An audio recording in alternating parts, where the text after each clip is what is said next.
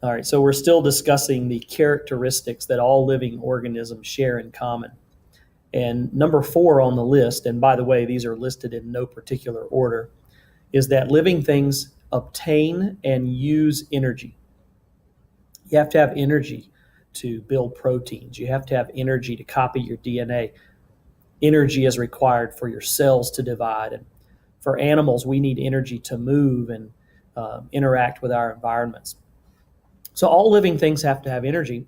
And basically, what that means is every living thing on Earth is either an autotroph or a heterotroph. Now, if you're not familiar with these terms, I'll explain them. So, autotroph, auto means self, troph means feeding. So, it literally means a self feeding organism. Autotrophs are organisms that produce their own food through cellular processes. We also call these organisms producers. So, the obvious example is plants.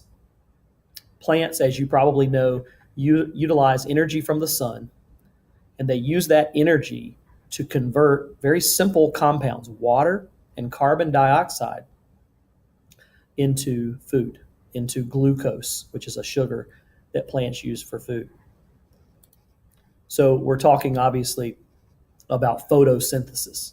Any organism that can do photosynthesis is an autotroph. All organisms are either autotrophs or heterotrophs. And hetero means other, troph means feeding, so this is other feeding. A heterotroph is an organism that must consume food, usually consuming other organisms because it cannot produce its own food. And we sometimes call these organisms consumers. You are a heterotroph. You have to eat food. You cannot do photosynthesis.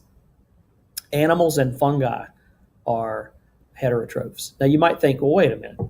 I've never seen a mushroom with a mouth. And I've never seen a bread mold actually eating a piece of bread. And that's true. A fungus does not have an internal digestive system, obviously, but all fungi have the ability to secrete digestive enzymes. And they basically digest, break down whatever they happen to be growing on. So if it's a mushroom, it may be digesting sort of rotten tree roots or partially decomposed animal carcasses that are in the soil, whatever. If it's a bread mold, it's digesting slowly but surely the bread that it's growing on. It's literally eating the bread in a very slow way by secreting those digestive enzymes and then absorbing the nutrients. So animals and fungi have to consume food, therefore they are heterotrophs. Another characteristic that all living organisms share in common is the ability to respond to changes that are going on in the environment. That's very important. The environment that we live in is constantly changing.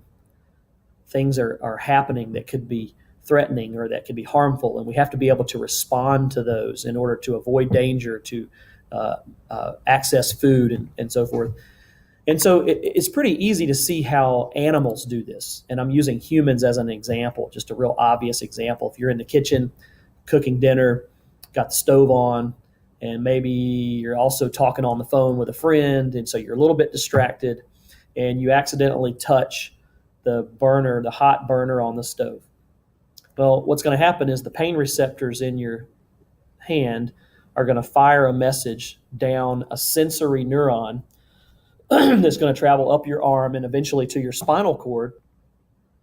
And before a message is even sent to the brain, before you even consciously realize what's going on, your spinal cord is going to fire a message back down your arm, down what's called a motor nerve or motor neuron.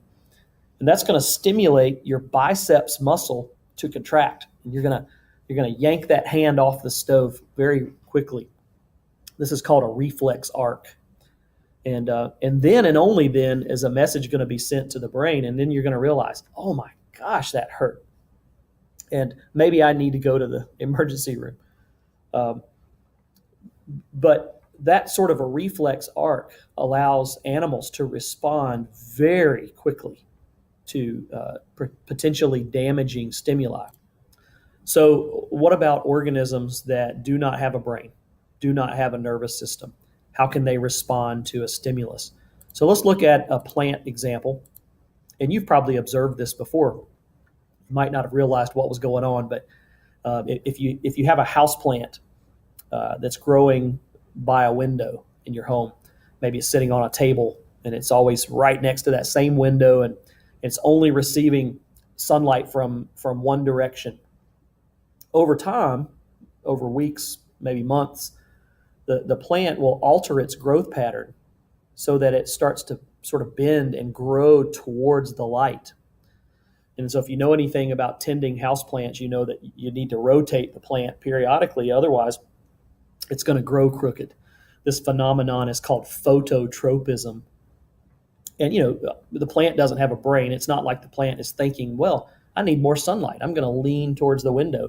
There's no thinking involved. It's just there's actually chemical signals in the plant cells, and it's a pretty complicated process, but it doesn't involve any thinking or nerves or anything like that. So even a plant can respond to a stimulus. Now, I wanted to show you that even a single-celled organism can respond to a stimulus as well. This picture is kind of a cartoon version of an organism called a euglena.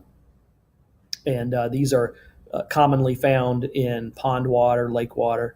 They're very tiny, almost microscopic. Maybe you can just barely see them with the naked eye.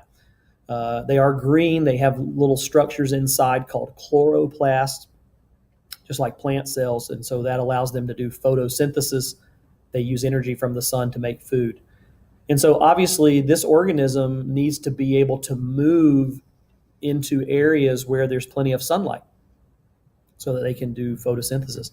So they have a little structure right back here. You can probably barely see what I'm pointing to. It's a little red dot. It's called an eye spot. It's not an eye. They don't actually see anything, but they can detect light. And they use this long tail-like structure called a flagellum to swim towards the light. And so if you collect euglenas, if you take a sample of pond water in a beaker or a test tube or something, if you shine a flashlight on one side of that water sample, the euglenas will slowly move towards the light. It's a very specific response called phototaxis. Photo meaning light, taxis meaning a directed movement in one direction. Another example of phototaxis that has nothing to do with euglenas, and we've all observed this, if you go away for the evening in the summer and you leave your porch light on, when you come back home, you're going to have lots and lots of moths flying around your porch light. The moths are attracted to the light. That is phototaxis. All living organisms are highly complex. Now you might be thinking, wait a minute, there's a lot of non-living things that are highly complex, like this computer that I'm using right now to record this video, and that's true. But the complexity of a living organism is really impressive. You are an organism, and you are made up of many, many different organ systems: circulatory system, respiratory system, reproductive system, nervous system. Those systems are made up of organs, which are made up of tissues, which are made up of many, many cells. Cells are made up of complex things called macromolecules, which are made up of smaller molecules, which are made up of atoms, which are made up of even smaller particles called subatomic particles.